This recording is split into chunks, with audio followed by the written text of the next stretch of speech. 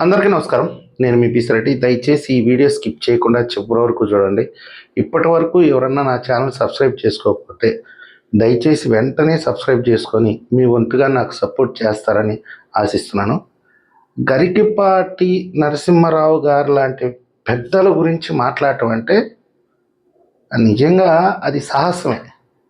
ఆయన సహస్రావధాని. ఆయన మామూలు వ్యక్తి కాదు. ఆయన ఒక వ్యవస్థ. అలాంటి వ్యక్తి గురించి మాట్లాడాలంటే చాలా సాహసం. నిజంగా చెప్పాలంటే అది మన స్థాయి కూడా కాదు. ఆయన దృష్టిలో మనం చాలా చాలా చాలా తక్కువ. ఆయన అనుకోవచ్చు, కానీ మన గురించి మనం తెలుసుకొని మాట్లాడాలి ఆయన గురించి మాట్లాడాలంటే. కాకపోతే నిన్నటి నుంచి ఒక విషయం వైరల్ అవుతా ఉంది. ఆంధ్రప్రదేశ్ పేరు తెలుగునాడుగా మారిస్తే బాగుంటుంది. కేరళ వాళ్ళకి ఆత్మగౌరవం ఉంది కాబట్టి కేరళ అని మార్చుకున్నారు. తమిళనాడు వాళ్ళు తమిళనాడుగా మార్చుకున్నారు. అక్కడ తమిళ మాట్లాడతారు కాబట్టి వాళ్ళకి భాష మీద మమకారం ఉంది. మనమేంటి మధ్యప్రదేశ్ లాగా, అరుణాచల్ ప్రదేశ్ లాగా, ఉత్తరప్రదేశ్ లాగా ఆంధ్రప్రదేశ్ ఏంది, మనం కూడా తెలుగునాడుగా మార్చుకోవాలి.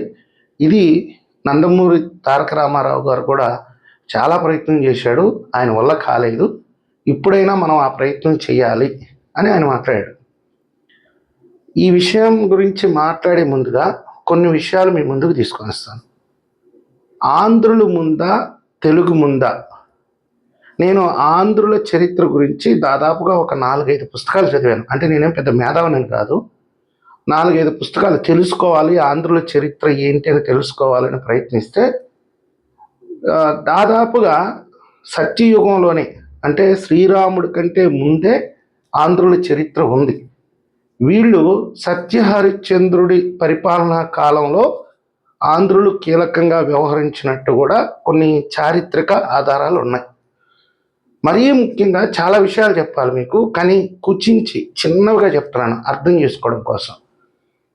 ఉత్తర భారతీయుల యొక్క ఆధిపత్య కాలంలో, అంటే అశోక చక్రవర్తి లాంటి వాడు మొత్తం విశ్వాన్ని మొత్తం పరిపాలించే అంత సామర్థ్యం ఉండేవాడు కూడా దక్షిణ భారతదేశం వైపు చూడడానికి ఆలోచించాడు.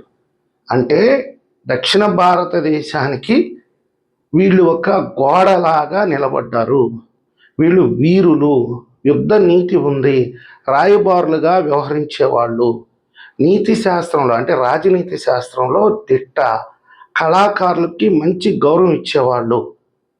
ఇలా చరిత్రని అంతా చదువుకుంటూ పోతే కొన్ని అయితే మనకి దొరికినటువంటి సాక్ష్యాలు. ఇట్లా మీకు బాగా అర్థమై ఉంటుంది. అశోక చక్రవర్తి లాంటి వాడు, ఔరంగజేబు లాంటి వాళ్ళు కూడా దక్షిణ భారతదేశాన్ని పరిపాలించాల. ఎందుకని? మనల్ని జయిస్తే కానీ ముందుకెళ్ళలేరు. కాబట్టి మన జోలికి రావడానికి ఆ రోజు భయపడ్డారంటే ఆంధ్రుల యొక్క చరిత్ర, వాళ్ళ పరిపాలన ఎంత గొప్పదో మీరు ఒకసారి అర్థం చేసుకోండి. అసలు విషయానికి వస్తే ఈరోజు తెలుగు ముందా ఆంధ్రుల ముందా అంటే మనకి తెలిసినంత వరకు చారిత్రక ఆధారాలను బట్టి 6000 సంవత్సరాల క్రితం తెలుగు అనేది పుట్టింది అనేది ఒక వాదన.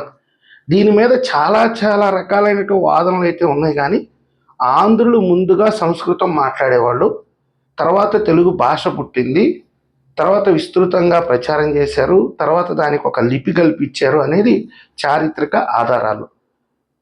ఇక్కడ మనం ముందుగా చెప్పుకోవాలంటే మనం ఆంధ్రోళవి అని గర్వంగా చెప్పుకోవడంలో ఎలాంటి సందేహం లేదు. మన మాతృభాష తెలుగు అని చెప్పుకోవడంలో ఎలాంటి సందేహం లేదు. ఇకపోతే నందమూరి తారక రామారావు గారు దీన్ని తెలుగునాడుగా ప్రకటించాలి అని ఎందుకు డిమాండ్ చేశాడంటే, ఆ రోజు ఒక వైపున రాయలసీమ, ఉత్తరాంధ్ర, సీమాంధ్ర, తెలంగాణ, ఇంకా దక్షిణ తెలంగాణ, ఉత్తర తెలంగాణ, ఇలా ఏ ప్రాంతానికి ఆ ప్రాంతంలో ఒక ఉద్యమం లెక్క జరిగేది. మా ప్రాంతానికి హక్కులు, మా ప్రాంత అభివృద్ధి అనేది. ఈయనకి పైగా ఏంటంటే తెలుగువాడు తలెత్తుకొని తిరగాలి, ఢిల్లీలో తెలుగువాడు సత్తా ఏంటో చూపించాలి అనేది నందమూరి తారక రామారావు గారి యొక్క ఆశయం. ఆయన కన్న కళ్ళే చాలా వరకు సఫలీకృతమైనవి. కాకపోతే మనకు ఉండేటటువంటి కుల పిచ్చి, ప్రాంతీయ విద్వేషాలు, ఆ తర్వాత వచ్చినటువంటి రాజకీయాలు, వీటి వల్ల ఈరోజు దేశంలో అగ్రగామిగా ఉండాల్సిన వాళ్ళమి అధఃపాతాళానికి వెళ్ళిపోయాం మనం. మన నెత్తి మీద మనమే మట్టేసుకున్నాం. మన చరిత్ర చాలా గొప్పది. అయితే నందమూరి తారక రామారావు గారు అందరినీ ఏకం చేయాలి అన్న ఉద్దేశంతోనే ఇలా ప్రాంతానికి సంబంధించి ఒక పేరు కాకుండా అందరినీ ఏకతాటి మీద భాషా ప్రయుక్త రాష్ట్రంగా తెలుగునాడు అనేది ఏర్పాటు చేయాలి అనేది ఆయన ఆశయం. కాకపోతే అప్పటికే ఆంధ్రప్రదేశ్ అని ఉంది కాబట్టి ఆయన ఎన్నో రకాలుగా ప్రయత్నించి ఉండొచ్చు. తర్వాత ఎందుకు అందరూ కలగలిపి ఉన్నారు కదా. అప్పుడు రాయలసీమ వాళ్ళు మేమేమో ఆంధ్రోళం కాదనేది కాదు, తెలంగాణ వాళ్ళు మేమేమో ఆంధ్రోళం కాదనేవాళ్ళు కాదు, అందరూ ఓన్ చేసుకున్నారు. ఎందుకో ఆ మధ్యలో ఆగిపోయినది. నిన్న గరికపాటి వారు ఈ డిమాండ్ తీసుకొచ్చాడు. నేనేమంటానంటే చిన్న విజ్ఞప్తి, 2011లో ఆంధ్రప్రదేశ్కి, ఉమ్మడి ఆంధ్రప్రదేశ్కి అనుకోండి, ఒక దరిద్రం పట్టింది. ఆ రోజు వరకు సంతోషంగా ఆనందంగా దేశంలోనే మనం చాలా గొప్పవాళ్ళమే, మనకు చాలా పెద్ద సంస్కృతి ఉంది, చరిత్ర ఉంది, మనం అందరం అన్నదమ్ములాగా కలిసి ఉన్నాం. సంక్రాంతి పండుగ వస్తే ఎలా ఉండేదో, అటువైపు బోనాలంటే ఎలా ఉండేదో మీ అందరికీ తెలిసినటువంటి విషయమే. ఇలాంటి సందర్భంలో ఎవడి కన్ను పడిందో ఈరోజు ఒకవైపున ఆంధ్రప్రదేశ్ అయితే, తెలంగాణ కొంచెం బెటర్, నేనేం కాదనట్లేదు, ఆంధ్రప్రదేశ్ పరిస్థితి అయితే అష్టమ దరిద్రాలన్నీ పట్టి సర్వనాశనం అయిపోయిందండి. మీకు మేడిపండు చూడ మేలిమై ఉండు అన్నట్టుగా మనకు పైకి చూసేదానికి మాత్రం ఆంధ్రప్రదేశ్ చాలా గొప్పది, కానీ పొట్ట విప్పి చూస్తే మొత్తం పురుగులే. కుల పిచ్చి ఒక పక్క, ప్రాంతీయ పిచ్చి ఒక పక్క. అమరావతి రాజధానిగా ఉండాలి అని కొందరు అంటే, లేదు 3 రాజధానులు ఉండాలని కొందరు అంటారు. కొందరు విశాఖపట్నం రాజధానిగా ఉండాలి అంటారు.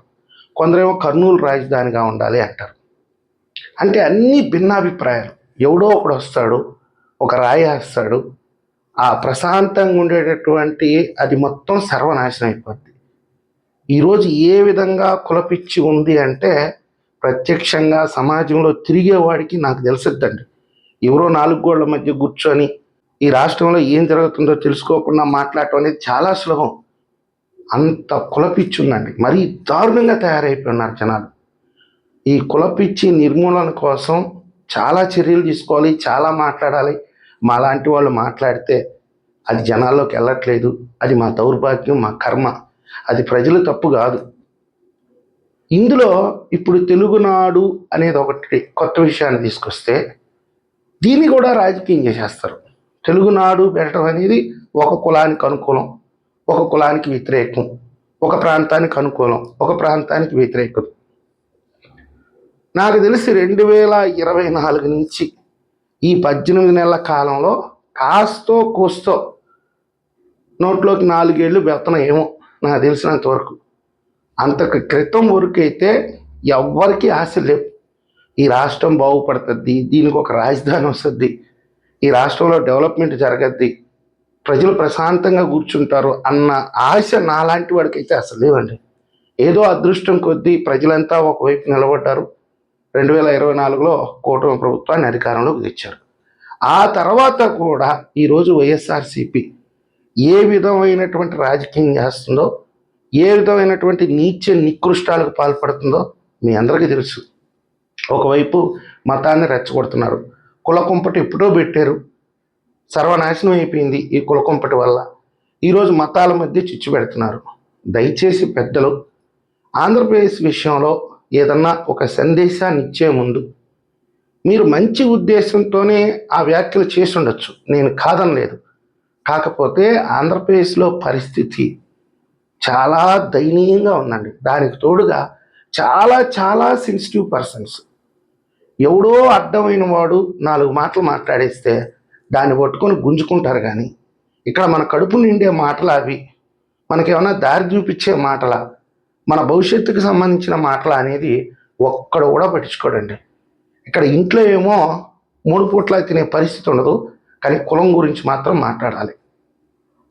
కులం గురించి మాట్లాడే ప్రతి దద్దమ్మ కూడా వాళ్ళ కులానికి సంబంధించి ఏమన్నా సహాయం చేశారంటే అదే ఉండదండి. ప్రతి ఒక్కరి గురించి నేను మాట్లాడుతున్నాను. ఇప్పుడు అది ఒక పెద్ద ఫ్యాషన్ అయిపోయిందండి.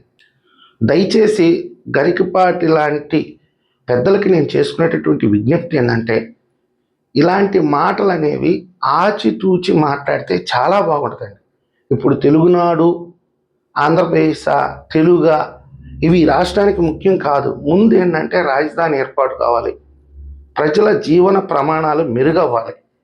అవి ఎప్పుడైతే మెరుగవుతాయో ఆనాడు వీళ్ళకు ఉండేటటువంటి సెంటిమెంట్ అనేది కొంచెం తగ్గద్ది. ఈ మత పిచ్చి తగ్గద్ది, ఈ ప్రాంతీయ పిచ్చి తగ్గద్ది, ఈ కుల పిచ్చి అనేది తగ్గద్ది. ఆనాడు ఏదైనా మార్పులు చేసుకోవచ్చు, కానీ ఇప్పుడు ఉండేటటువంటి 1,00,000 సమస్యల్లో ఇలాంటిది కొత్తగా ఒకటి తీసుకొని వస్తే దాన్ని ఓన్ చేసుకోవడం కోసం పిచ్చి పిచ్చి రాజకీయాలన్నీ చేసుకొని ఈ రాష్ట్రాన్ని గబ్బు పెట్టిస్తారని నేను మీ అందరికీ తెలియజేస్తున్నాను. ఏదైనా తప్పుగా మాట్లాడితే దయచేసి క్షమించండి. ఈ వీడియో మీకు నచ్చినట్లయితే లైక్ చేయండి, షేర్ చేయండి. ధన్యవాదాలు.